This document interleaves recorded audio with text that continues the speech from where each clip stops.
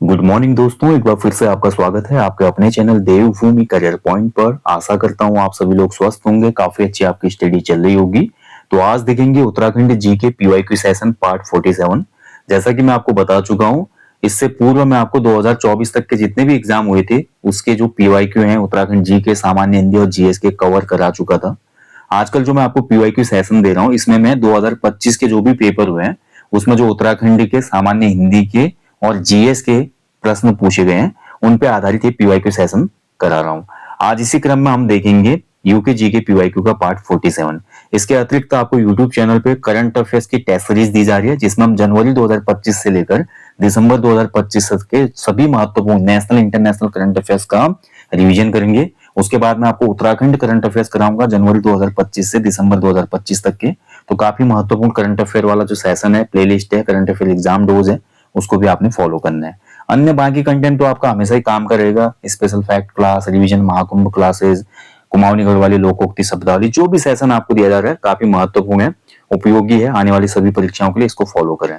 बाकी application store पे आपके पास है 50 full length practice set group C के लेटेस्ट पैटर्न पर, इसको आप इनरोल कर सकते हैं। अगर आपका एग्जाम है या आगामी कोई भी ग्रुप सी परीक्षा की आप तैयारी कर रहे हैं तो ये टेस्ट सीरीज बहुत बेहतरीन है। इसके अतिरिक्त सेक्शनल एक टेस्ट सीरीज भी आपको मिल जाएगी जिसमें सब्जेक्ट वाइज आपको टेस्ट सीरीज दी गई है, बाइलिंगुअल है और डिटेल्ड सॉल्यूशन के साथ है। उसमें प्रत्येक सब्जेक्ट के मोस्ट इंपोर्टेंट एमसीक्यूज को कवर कराया गया है, जैसे कि history, polity, geography, economy, static GK, computer, reasoning, math, ठीक है, हिंदी, उत्तराखंड जीके, सब आपको मिल जाएंगे सब्जेक्टिव में। बाकी ये जो है ये 50 evergreen full length practice set UK triple SC का जो 100 नंबर का पेपर होता है उसी के तर्ज पे बनाई गई है। इससे बहुत अच्छी हेल्प आपको मिलेगी और बेहतरीन प्रैक्टिस होगी। तो चलिए शुरुआत करेंगे UK GK PYQ session part 47। पहला क्वेश्चन देखेंगे। 1850 में ईस्ट इंडिया कंपनी के आमंत्रण पर चीनी चाय विशेषज्ञ जो गढ़वाल आया था कौन था निम्न में से? तो देखिए, मैंने आपको बताया उत्तराखंड में जो चाय की खेती का इतिहास है। सबसे पहले 1824 में देखिए हैबर ये सुझाव देता है कि जो उत्तराखंड का क्षेत्र है और जो क्लाइमेटिकल कंडीशन है वो बहुत ज्यादा अनुकूल है चाय की खेती के लिए। तो चाय की खेती की शुरुआत की जाती है, लक्ष्मीश्वर वगैरह होते हैं और उसकी जगह बहुत सी जगह पे चाय के बागान लगाए जाते हैं। अल्मोड़ा से शुरुआत होती है और बाद में चाय की जो खेती है काफी अच्छा रिस्पॉन्स देती है। तो फिर फाइनली ब्रिटिशर्स को लगता है कि और ज्यादा इस पे काम करना चाहिए और एक रिसर्चर को ये बुलाते हैं चाइना के, जिसका नाम था असाई वोंग। ठीक है, बी आंसर इसमें सही हो जाएगा। तो असाई वोंग आया था आपका 1850 में। चलिए अगला क्वेश्चन देखिए। चंद शासन काल के संदर्भ में निम्न में से कौन सा कथन सुमेलित नहीं है? तो बताना है आपका। देखिए, चंद शासन काल में ये आपका ग्रेजुएट लेवल एग्जाम में पूछा गया था। तो इसमें अगर आप देखेंगे तो ऑप्शन ए इसमें सुमेलित नहीं है। ठीक है, और मैंने आपको ये वाला जो सेशन है ना Uttarakhand GK special fact class देखना आप, Uttarakhand GK special fact class part 1, 2 और 3। ठीक है, प्लेलिस्ट में जाएंगे UK GK special fact class.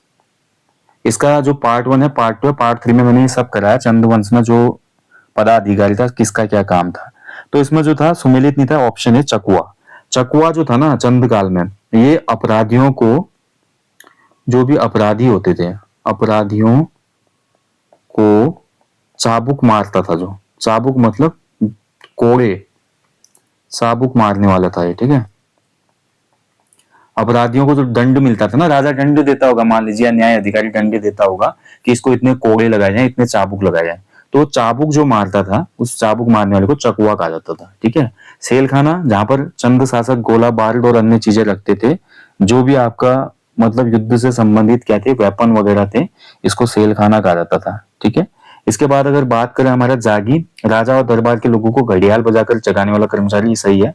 कमटना जो था आपका, जो भी लकड़ी का गोदाम होता था या लकड़ी का भंडार होता था उसका इंस्पेक्टर या निरीक्षक जो था कमटना था। ठीक है, अगर देखिए जॉर्ज ए ग्रियर्सन ने भारत की पहाड़ी भाषाओं को कितने समूहों में वर्गीकृत किया है? तो ग्रियर्सन ने भारत की पहाड़ी भाषाओं को 3 भागों में वर्गीकृत किया है। ठीक है, ऑप्शन ए इसमें सही उत्तर जाएगा। पहला है देखिए आपका पूर्वी पहाड़ी, पूर्वी पहाड़ी। दूसरा है आपका देखिए मध्य पहाड़ी और तीसरा है आपका देखिए पश्चिमी पहाड़ी। ठीक है, तो इन 3 भागों में जॉर्ज ग्रियर्सन ने पहाड़ी हिंदी को विभाजित किया है। पूर्वी पहाड़ी में आ जाती है नेपाली। ठीक है, नेपाली के अलावा खसकुरा भाषा, ठीक है। मध्य पहाड़ी में आ जाती है हमारी कुमाऊनी और गढ़वाली, ठीक है, इसको मध्य पहाड़ी में रखा जाता है। पश्चिमी पहाड़ी में हमारी आ जाती है जौनसारी, जौनसारी के अलावा सिरमौरी, हिमाचल के सिरमौर में जो बोली जाती है, ठीक है, तो ये पश्चिमी में आते हैं। तो 3 आपको याद रखना है। ऐसे जॉर्ज ग्रियर्सन ने गढ़वाल की जो बोलियां हैं उनको 8 भागों में विभाजित किया है, ठीक है। और गढ़वाली को प्राकृत का ही एक रूप माना है किसने? मैक्स मूलर ने। ये भी क्वेश्चन बनता है कई बार। मैक्स मूलर ने गढ़वाली को प्राकृतिक का ही एक रूप माना है, ठीक है। चलिए अगला देखिए, उत्तराखंड के निम्न स्थलों में से कहां पर टिम्बरसैंड महादेव स्थित है? तो महादेव का जो मंदिर है टिम्बरसैंड महादेव, ये आपका जो अमरनाथ का शिवलिंग है ना, अमरनाथ वाला जो बर्फ का शिवलिंग होता है, आपने देखा होगा अमरनाथ जम्मू कश्मीर में जो है आपका, तो उसी की तरह उत्तराखंड में भी ये एक स्फटिक शिवलिंग है लेकिन बर्फ का है। और ये आपका चमोली जनपद में आपको देखने को मिलेगा, ऑप्शन बी, ठीक है। बर्फ का शिवलिंग आपको यहाँ पे देखने को मिलेगा।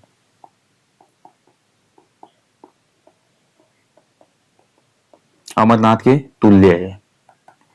चलिए अगला देखिए, गढ़वाल क्षेत्र में प्रचलित तिमासी शब्द किसके लिए प्रयुक्त होता था? तो देखिए मैंने आपको इतिहास में पढ़ाया है, पेड कोर्स में भी पढ़ाया है मैंने। गढ़वाल में जो आपका तिमासी शब्द था, एक शासक हुआ था प्रदीप शाह, ठीक है, प्रदीप शाह। तो प्रदीप शाह ने आपका एक चांदी का सिक्का चलाया था, ठीक है, चांदी का सिक्का था ये, चांदी का सिक्का। और ये जो चांदी का सिक्का था प्रदीप शाह के द्वारा चलाया गया, इसका नाम था मोनाशाही तिमासा, ठीक है। क्या नाम था इसका? मोनाशाही तिमासा या तिमासी मुद्रा, ठीक है। तो ये एक मुद्रा थी, ऑप्शन ए हो जाएगा इसका, करेंसी थी ये, ध्यान रखेंगे। और प्रदीप शाह का जो तिमासा मुद्रा है, तिमासी मुद्रा है ना, इसका एक सिक्का लखनऊ के म्यूजियम में भी स्थित है, ठीक है। तो ये आपको याद रखना, मुद्रा के लिए तिमासी शब्द यूज होता था। अगला देखिए, the Khas family law in the Himalayan district of United province India पुस्तक के लेखक कौन है? उत्तराखंड जी के ऑनलाइनर जो हमारी सीरीज है, मैंने उसमें आपको ये करवाया हुआ है। ये जो किताब लिखी है ये आपका लक्ष्मी दत्त जोशी जी ने लिखी है, ठीक है, LD जोशी। ऑप्शन डी इसका राइट आंसर है। कई बार इनका शॉर्ट नाम भी आ जाता है, आपको याद रखना है, LD जोशी, ठीक है, लक्ष्मी दत्त जोशी जी की किताब है। चलिए आगे बढ़ेंगे। सही युग्म है आपका, देखिए एक तरफ आपके फॉल दिए गए हैं, ठीक है, जलप्रपात दिए गए हैं, और दूसरी तरफ आपका जनपद दिए गए। कौन सा कॉम्बिनेशन सही है इसमें? तो इसमें केवल सही जो है वो है ऑप्शन डी, बिरथी जो जलप्रपात है या बिरथी झरना जो है ये पिथौरागढ़ में है, ठीक है, ये सही है। भट्टा फॉल जो है आपका, भट्टा फॉल कहाँ स्थित है? भट्टा फॉल और हार्डी फॉल ये दोनों ही आपके स्थित हैं देहरादून में, ठीक है, देहरादून। भट्टा फॉल और हार्डी फॉल ये देहरादून में स्थित है। वसुंधरा जो फॉल है ये आपका कहाँ स्थित है? बागेश्वर में नहीं है, ये आपका चमोली में स्थित है, ठीक है, वसुंधरा फॉल चमोली में। और बिरथी फॉल है पिथौरागढ़ में, ठीक है, ध्यान रखेंगे। चलिए अगला देखिए, फिर से आपका क्वेश्चन आ गया, निम्न कथनों पर विचार कीजिए और सही कथन का चयन कीजिए। पहला देखिए, महरा एवं फरत्याल दरबारी गुटों का संबंध चंदवंश से था। ग्राम प्रशासन के संदर्भ में कोटाल तथा पहरी नामक कर्मचारी चंदवंश से संबंधित थे। तो देखिए जो हमारे महरा और फरत्याल दरबारी गुट थे ये चंदवंश से रिलेटेड थे, बिल्कुल सही है। ग्राम प्रशासन के संदर्भ में जो कोटाल और पहरी था ये कर्मचारी चंदवंश से रिलेटेड थे, ये भी सही है। तो सी आंसर इसका हो जाएगा, बोथ 1 and 2 आर करेक्ट, ठीक है। तो फरत्याल और महराओं का ही प्रभुत्व था सोमचंद के समय से ही। और ग्राम प्रशासन में आप देखते थे कि बूढ़ा जो सयाना था, ठीक है, बूढ़ा या सयाना, ये टैक्स लेने के लिए आपका एक अधिकारी था गांव में, ठीक है, पंचायती राज था, चंदों के समय पंचायती राज चंदों की देन है। तो बूढ़ा या सयाना जो होता था उसको टैक्स जमा करना होता था गांव से वसूल के। अब बूढ़ा और सयाना के नीचे भी क्या होता था? आपका कोटाल होता था। कोटाल क्या करता था? टैक्स लेके आता था और बूढ़े को देता था, ठीक है। और ऐसे गांव में एक पहरी होता था, पहरी, पहरी एक हिसाब से लगा लो कि गांव में पूरा घूमेगा वो, ठीक है, सब पे नजर रखेगा। उसके अलावा ये भी देखेगा कि किसने टैक्स दिया किसने नहीं दिया, ये सब चीजों का देखा जाए तो कोटाल के साथ एक असिस्टेंट और हो गया पहरी। ये सभी आपके उस समय टैक्स सिस्टम के हिस्से थे चंदवंश में। अगर देखिए निम्न में से किसने टिहरी रियासत के खिलाफ विद्रोह में भाग नहीं लिया था? तो देखिए टिहरी की जो राजशाही थी, राजशाही के खिलाफ यहाँ पर बहुत से आंदोलन हुए, खासकर हमारे श्रीदेव सुमन के समय से ही शुरू हो जाता है। और श्रीदेव सुमन जी ने देखिए आपका गणदेव सेवा संघ है, टिहरी राज्य प्रजामंडल है, उसके साथ श्रीदेव सुमन जी ने आपका जेल में आमरण अनशन किया था, वहीं पर उन्होंने भूख हड़ताल की और शहीद हो गए थे। इसके अतिरिक्त तो और भी लोग थे जिन्होंने टिहरी की जो राजशाही थी उसके खिलाफ आवाज उठाई थी। इसमें आपका सिरदेव सुमन के साथ साथ नागेंद्र सकलानी जी भी थे, मोलू भंडारी जी भी थे। ठीक है, कल्याण चंद इसमें नहीं होगा, ऑप्शन डी इसमें गलत है। ठीक है, आपका देखिए जो नागेंद्र सकलानी जी थे ना, नागेंद्र सकलानी जी, इन्हीं के भाई थे विश्वेश्वर दत्त सकलानी, विश्वेश्वर विश्वेश्वर दत्त सकलानी। ठीक है, जिनको हम उत्तराखंड में जानते किसके नाम से, इनका उपनाम था वृक्ष मानव। ठीक है, वृक्ष मानव के रूप से नाम से कौन जाने जाते हैं, विश्वेश्वर दत्त सकलानी, और इन्हीं के भाई थे नागेंद्र सकलानी। ठीक है, तो नागेंद्र सकलानी जी और मोलू भंडारी जी भी क्या हुए थे, शहीद हो गए थे टिहरी क्रांति में। चलिए अगला देखिए, मिलान करना है आपको, एक तरफ समाचार पत्र है, दूसरी तरफ उनके शुरू होने वाले वर्ष हैं। तो गणदेश, हितैषी, तरुण कुमाऊं और गढ़वाल समाचार। ठीक है, तो देखिए गढ़वाल समाचार आपका, ठीक है, 4 हो जाएगा। गढ़वाल समाचार आपका 1902 में आया था, तरुण कुमाऊं 1922 में आया था। ठीक है, सी का 3 और डी का 4, केवल एक और ऑप्शन में है। ठीक है, तो हितैषी आपका 1935 हो जाएगा, गणदेश आपका 1928 में हो जाएगा। तो इस हिसाब से ऑप्शन क्या बन गए, 1 2 3 4, 1 2 3 4, ऑप्शन बी हो जाएगा इसका। ठीक है, बी आंसर सही हो जाएगा। हाँ ठीक है, बी आंसर होगा। थोड़ा कहीं कहीं उत्तराखंड इतिहास में क्या है कि आपको डेट्स अलग दिखती हैं, कई जगह पे गणदेश जो है आपको 1926 भी देखने को मिलेगा। ठीक है, लेकिन आयोग ने जो दिया है देखिए सही है, ऑथेंटिक किताब से दिया होता है ऑप्शन। हितैषी कई जगह पे आपको 1934 भी दिखता है। ठीक है, लेकिन इसी को हम मानेंगे जो यहाँ पे दिया गया है। तो चलिए इनके संपादक वगैरह भी देख लेते हैं, क्या पता आने वाली परीक्षा में फिर क्वेश्चन बन जाए। सबसे पहले देखिए गणदेश, गणदेश जो पत्र है आपका 1928 में इसका प्रकाशन शुरू हुआ था। कहां से, कोटद्वार से। ठीक है, कोटद्वार से निकला था। शुरू किसने किया था, कृपा राम जी ने किया था इसको शुरू, कृपा राम मिश्र जी। दूसरा देखिए हितैषी, हितैषी जो था आपका लैंसडाउन से आया था पत्र, लैंसडाउन से इस पत्र को निकाला गया था। और किसने शुरू किया था हितैषी को, पीताम्बर दत्त पसबोला जी ने, पीताम्बर दत्त पसबोला, पीताम्बर दत्त बड़थवाल मत कर देना। ठीक है, तरुण कुमाऊं 1922 में आया था, और तरुण कुमाऊं को शुरू किया था किसने, बहुत ही चर्चित नाम है उत्तराखंड में, बैरिस्टर मुकुंदी लाल जी ने, मुकुंदी लाल। कहां से शुरू हुआ था तरुण कुमाऊं आपका, लैंसडाउन से शुरू हुआ था। ठीक है, लैंसडाउन से। और गढ़वाल समाचार आपका देखिए 1902 में प्रकाशित हुआ था। ठीक है, तो गढ़वाल समाचार भी आपका लैंसडाउन से शुरू हुआ था, और इसको शुरू किया था लैंसडाउन से किसने, हमारा गिरजा दत्त नैथानी जी, गिरजा दत्त नैथानी। गिरजा दत्त नैथानी जी को उत्तराखंड में देखिए फादर ऑफ जर्नलिज्म कहा जाता है। ठीक है, ध्यान रखेंगे, पत्रकारिता के जनक कहा जाता है इनको। चलिए आगे बढ़ेंगे। निम्न में से किसकी स्थापना 8 अगस्त 1936 में हैली नेशनल पार्क के रूप में हुई थी। तो हैली नेशनल पार्क जो था आपका पुराना नाम था किसका, कार्बेट राष्ट्रीय उद्यान का। ऑप्शन 20 का राइट आंसर रहेगा, कार्बेट राष्ट्रीय उद्यान। ठीक है, तो जब ये स्थापित हुआ था हैली नेशनल पार्क के रूप में स्थापित हुआ।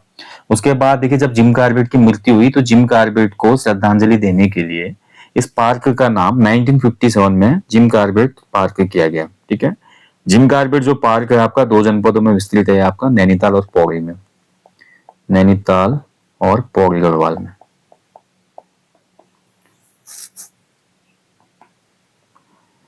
अगला देखिए, निम्न समुदाय श्रेणियों में से कौन उत्तराखंड विधानसभा द्वारा पारित यूसीसी के तहत शामिल नहीं किया गया। तो देखिए यूनिफॉर्म सिविल कोड, उत्तराखंड देश का पहला राज्य बना जिसने इसको लागू किया आजादी के पश्चात। ठीक है, फर्स्ट राज्य है, मैं पिछले सेशन में भी आपको बता चुका हूँ।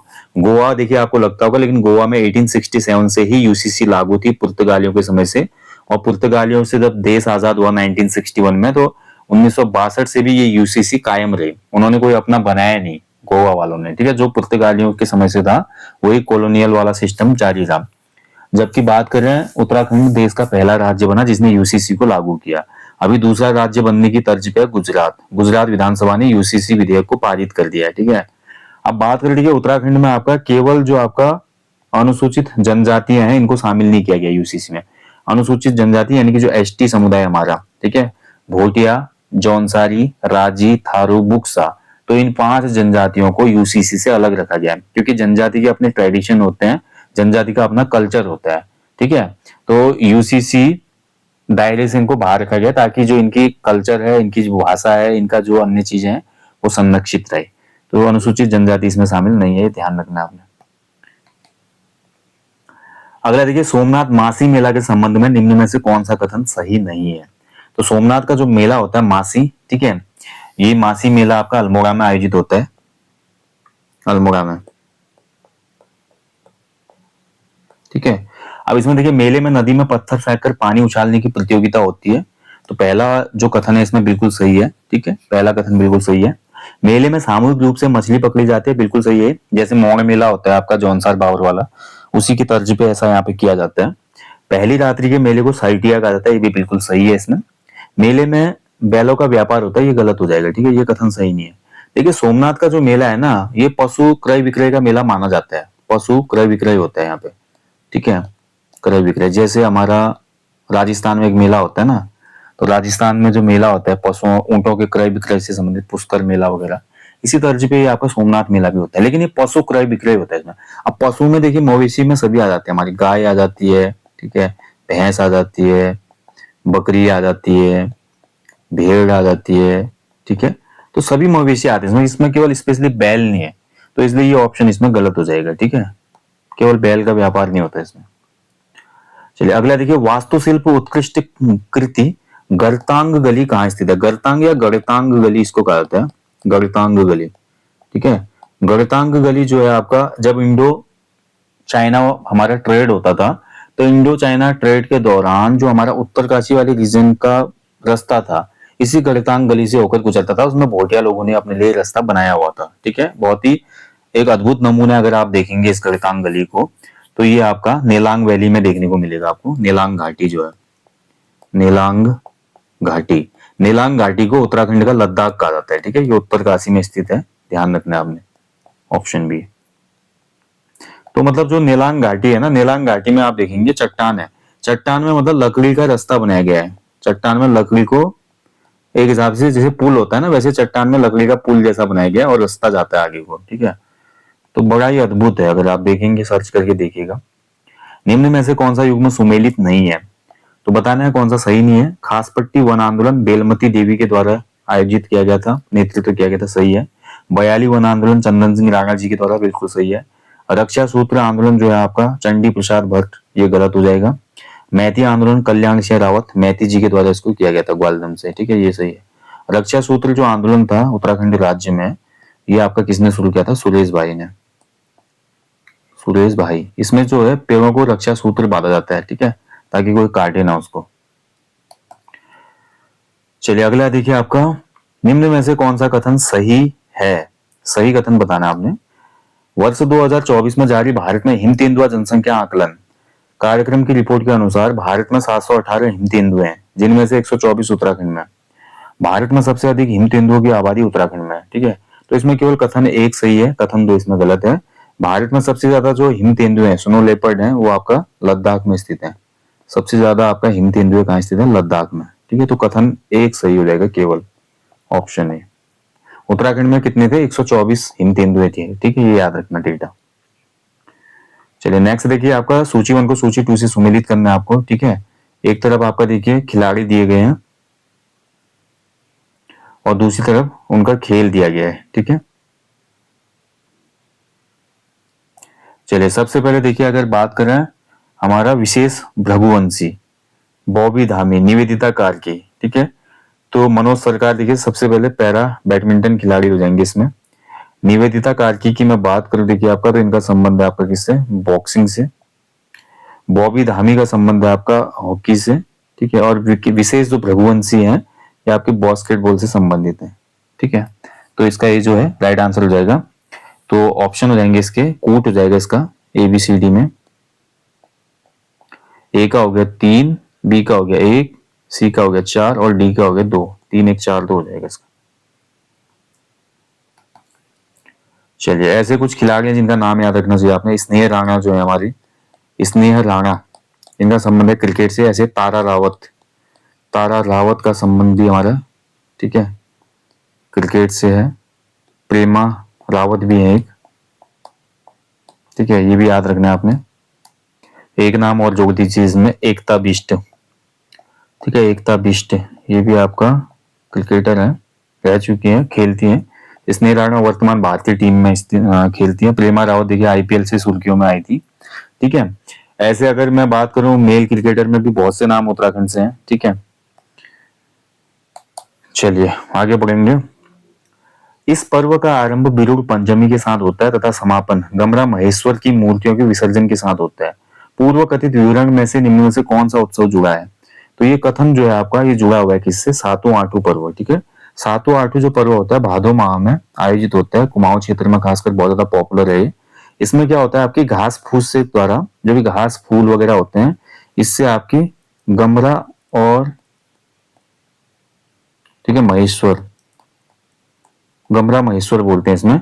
गमरा का मतलब होता है पार्वती, ठीक है, महेश्वर मतलब शिव, शिव और पार्वती की मूर्तियां बनाई जाती हैं, ठीक है। इसके अलावा देखिए जब ये आठों पर्व होता है, सातों आठों पर्व, इसमें आपका लोग क्या करते हैं, रिंग डांस भी करते हैं, खेल लगाते हैं, ठीक है। आंगन जो होता है, जो भी गांव का एक विशेष स्थल होता है जहां पर जो भी धार्मिक उत्सव या आयोजन होते हैं, वहां पर सभी लोग जाके खेल लगाते हैं और शिव और पार्वती की स्तुति इसमें की जाती है। और फाइनली जब ये पर्व समाप्त होता है तो पार्वती और शिव की मूर्ति को गांव के निकट ही कोई पानी का स्रोत या जो नौला होता है वहां पर विसर्जित किया जाता है। इसमें देखिए आपका 7 प्रकार के अनाजों को भिगाया जाता है, ठीक है, जिसको जिनमें बिरुड़ भी होते हैं।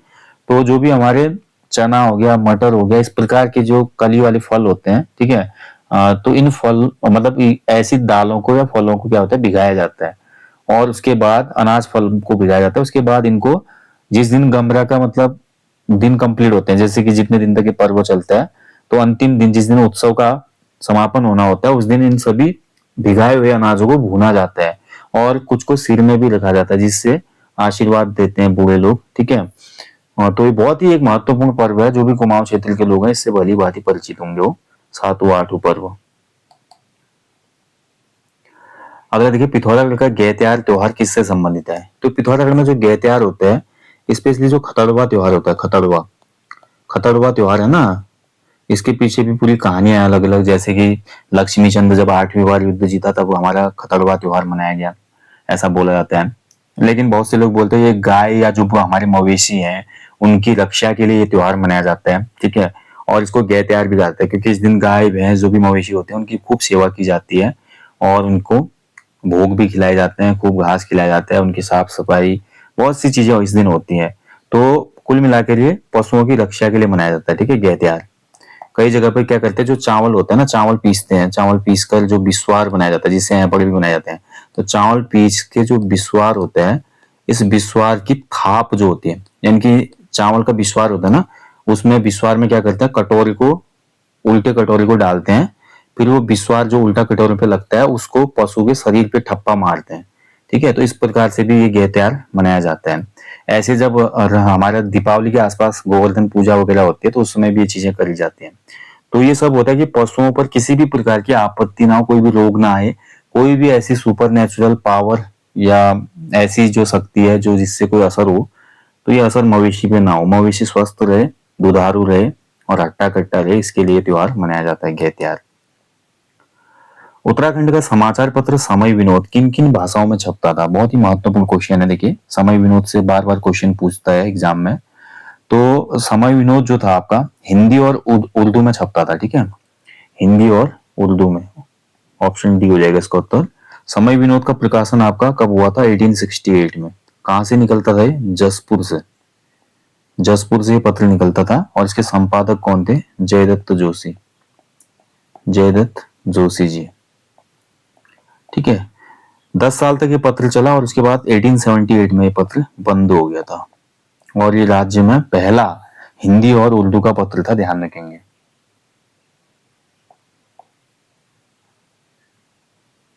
1878 में बंद हो गया, समझ ही गए होंगे क्यों हुआ होगा। आप सभी को पता है 1878 का वर्ष भारतीय अखबारों के लिए काल था। इस समय आया था आपका वर्नाकुलर प्रेस एक्ट लिटन के टाइम पर, है ना।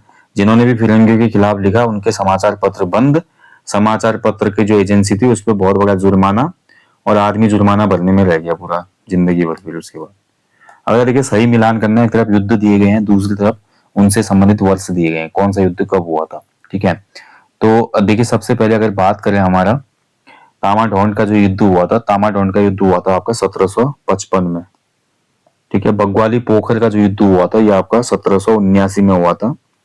कपरौली का जो युद्ध था आपका ये 1785 में हुआ था।